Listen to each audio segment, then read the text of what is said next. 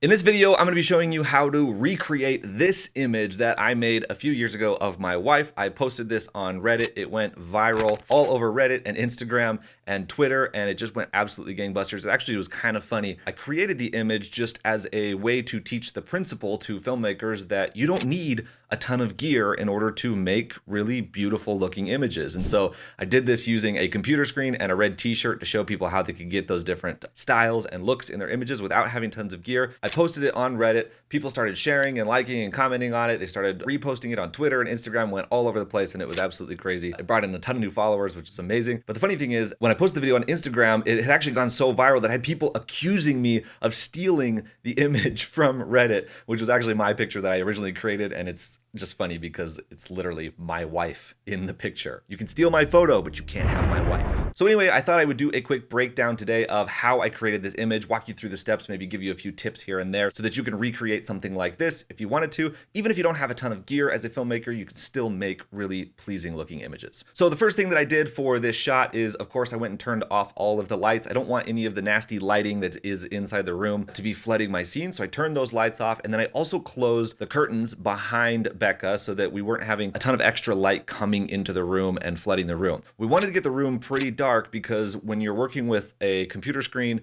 and blasting light through a thick t-shirt, it actually means that you're working with pretty dim lighting. And so it's really important to make the room dark enough so that you can compensate for that. So if we had to be competing with the sun on this, it would be kind of difficult to get this look. So once I had the lights turned off, then I decided to start with the teal look on the left side of Becca's face. And I did this using the computer screen. So basically I just went to images.google.com and typed in teal to get just basically a teal square.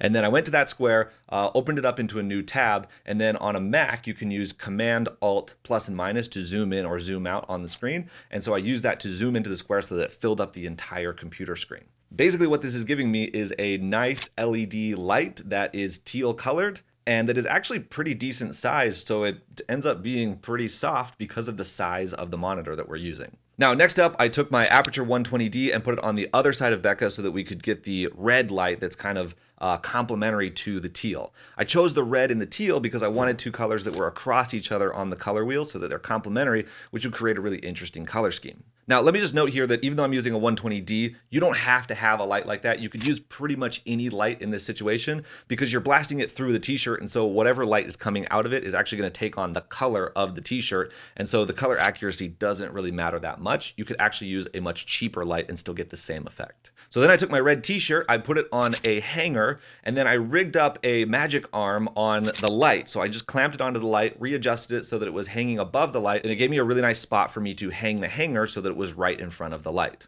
Now, fair warning here, even though LEDs are way better at not getting hot than like old tungsten lights used to be, you got to be careful if you're trying this at home. Don't put the t-shirt too close to the light and don't have the light at 100% because you might start a fire, and I don't want that to happen. So now that we've got the 120D blasting through the t-shirt and we're getting that nice red light on Becca's face, the next thing that I noticed is that the 120D is actually spilling a lot onto the background. We want to have a nice dark background for this effect, so we don't want that to be happening. So what I did is I brought in two C-stands and put them next to the light and then just hung a piece of black fabric over it. You could use a bed sheet or a piece of fabric or even another t-shirt in this instant just to block off that light and flag it off so that it's not spilling onto the background. Now, I noticed that even though I used the black fabric to cut off the spill from the background, there was still a lot of light bouncing around the room from the 120D, and so it was filling up the room with too much light and there wasn't as much shadow as I wanted to be. So I had to actually bring that fabric in closer to the light in order to cut off more of it so it wasn't bouncing around and filling up the room as much.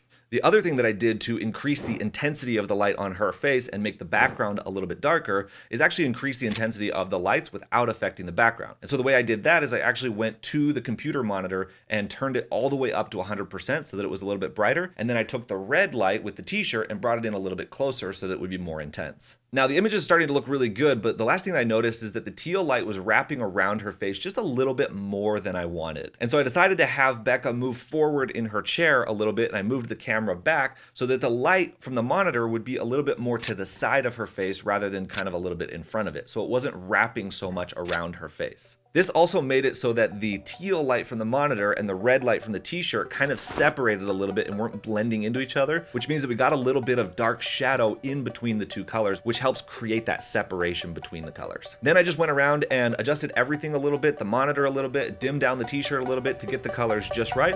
And here you go, here's our final image.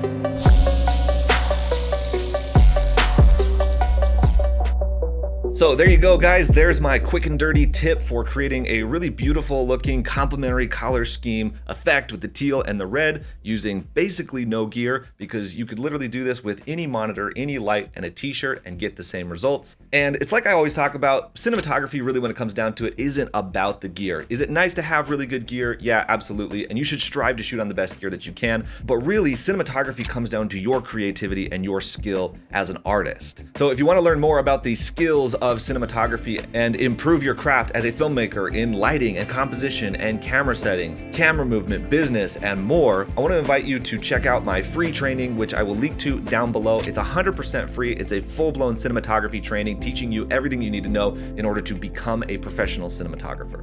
So check out the link down below. If you guys have any questions about this video or you want to see more of these or something similar, let me know down in the comments below. I'm always reading those comments, and I will see you guys on the next video.